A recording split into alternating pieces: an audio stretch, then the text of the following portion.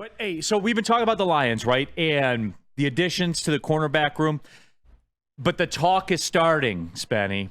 Mm-hmm. The national pundits, D-Mac, are chiming in. Ooh. I don't need your thoughts on Colin Cowherd. I don't need that, all right? I'm not here for that. However, I am here for the discussion that follows because you guys know where I am with this. We have to get comfortable with certain things. And being good is one of those things that we have to get comfortable with. Being viewed as good. Did you catch what Colin Cowherd had to say about the Detroit Lions, Spenny? He put him in pretty high hopes. This was the Colin Cowherd top 10 post-NFL draft rank. The Chargers being on that list is pretty laughable. But whatever. We move on. The Lions right now, D-Mac, third in his, I guess, NFL top 10 power rankings or what you want to see. The 49ers sixth, D-Mac. ... The Packers in front of the 49ers. Whoa. And you know what? Whoa. The Rams in front of the 49ers. The Rams in front of the 49ers. Now, look, as much as I clown the Packers and stuff like that, they got my attention post-draft. They actually got my attention pre-draft. I wasn't familiar with their draft capital game. I had to apologize. But with all that being said, D-Mac, for me, we need to get comfortable with this now because the Super Bowl is real. The Super Bowl is the expectation. Not here, not just here, now with the 750,000 people at the NFL draft, but everywhere in America. And look, that got your attention, D-Mac. No, it got my attention right there. No, for a couple things that I already knew. What are we even talking about? NFC North is going to be the toughest, division or whatever else. You got 3 and 5. You got 2 teams, right? Obviously, the teams out of the AFC, 1 and 2, in Kansas City and Baltimore. Who's the first one that they're giving you respect to, right? And does San Francisco look at this disrespectfully? I think that, Colin Cowherd sort of is in the same mindset that we are here in Philadelphia. What the fuck's going on there? Honestly, any place without answers and stuff like this. Obviously, the respect that the Rams get, and I think that the Rams did the one thing that they needed to do in addressing their running back. They got, arguably, we know the kid around here, Blake Corum and stuff like this. So I like the way that it plays out. It's just facts, but the fact is that nationally you're looked at as the favorite. There's nowhere to run and hide from this now, man. It's here.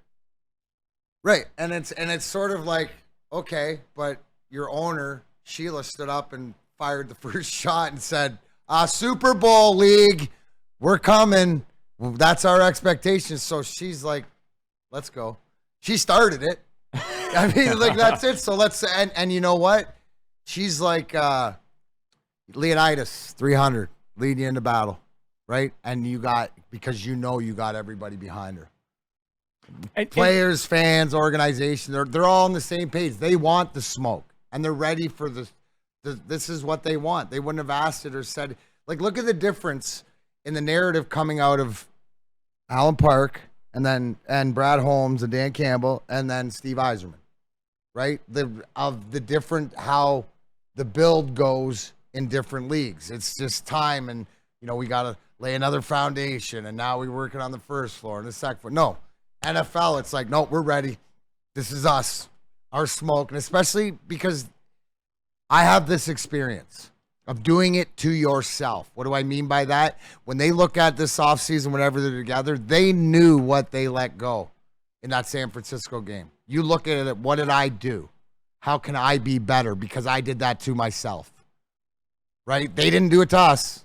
We did it to ourselves. And there's a power there, especially power in the group when the guys next to you are more important to you than you are to yourself. And D-Mac backing it up to this. And I know that sometimes we always do come back to it.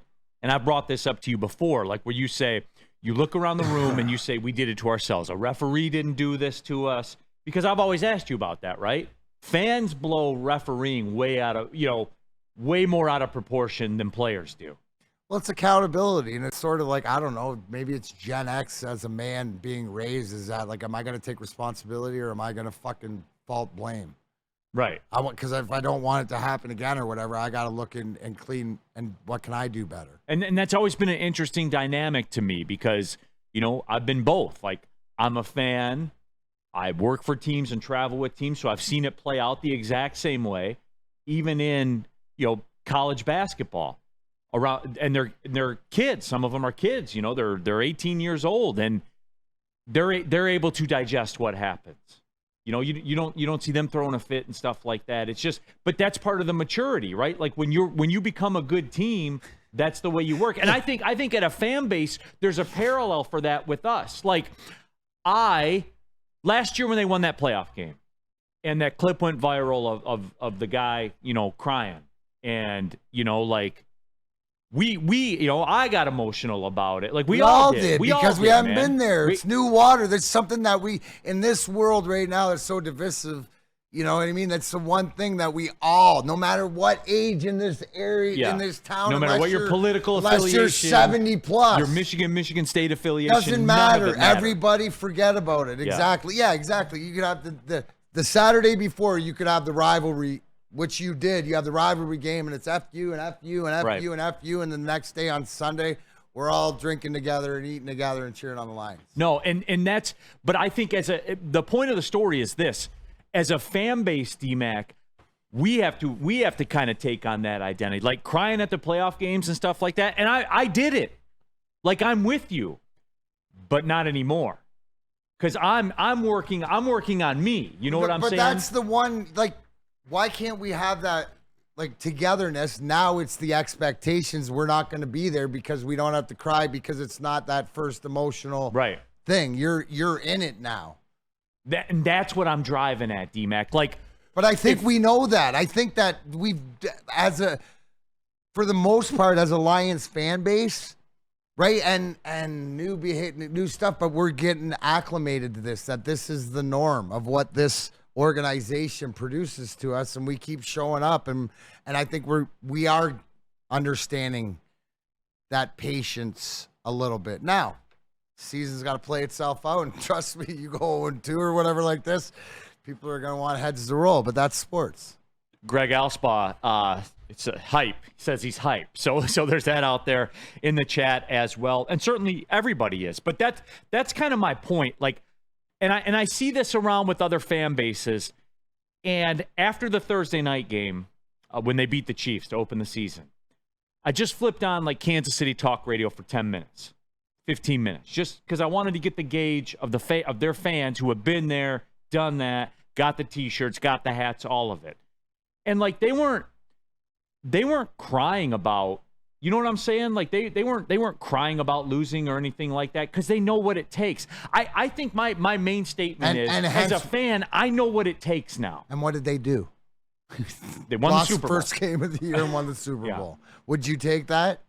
All day. All day long, man. Right? But it's that mentality. It's that mentality. Now, granted, Kansas City, right? The Kansas City fan base, or you grew up there, you're sort of, it's more to the Red Wing fan base, right? How to act, and we've experienced success. So I love it. Right? But the one thing going back is the respect of, like, here, the Lions have finally shown up, and it's not the new kid on the block, and it's not a shiny new toy. They're here. You know, they just been hibernated. The Lions been hibernated for a long time. Right, but they're here now, and they're making noise, and everybody around, like, to your point when we started the segment, this ain't here hype.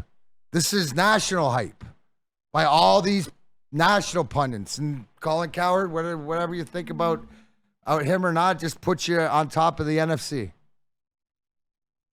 How does that make you feel? I like it. I like it because I go back to, that's what they want. They want the smoke. They fucking picked the fight. The Lions are the ones that came out and said Super Bowl or bust. Their owner, I just said that.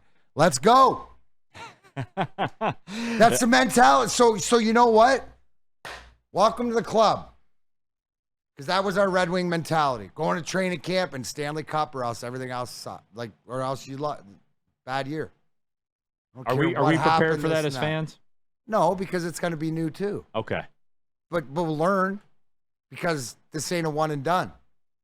This organization from the top, built to last.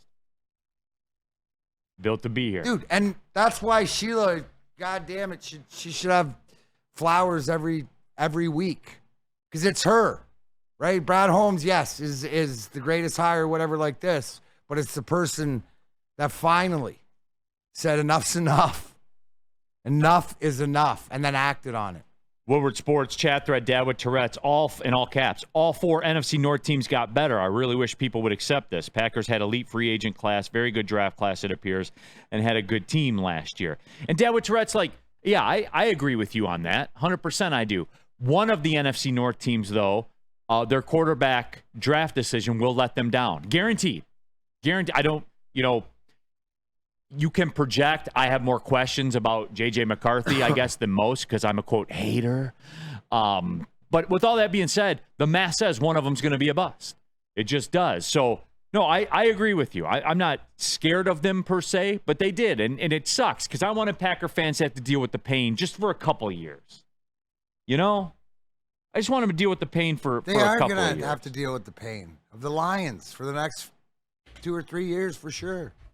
No, absolutely. Woodward Sports chat thread. And you can jump in there and get your thoughts out there. GW the Kid, Lions lost games and people were panicking and ready to fire the coaches, SMH. And that, GW Kid, that was my point, I guess, in all this. They didn't lose back-to-back games last year. The 49ers lost 3 in a row at one point. You know what I'm saying? Like, I think for our own, wellness, I think we got to have a little bit thicker skin this year going in. Because, again, you go to math. Math suggests they will lose back-to-back games at some point this year. So, are we going to be able to mentally withstand that as a fan base? Because we haven't done that in the last year or so, right? We didn't lose back-to-back. That's my only question. All the money on the opening day. We got to win it.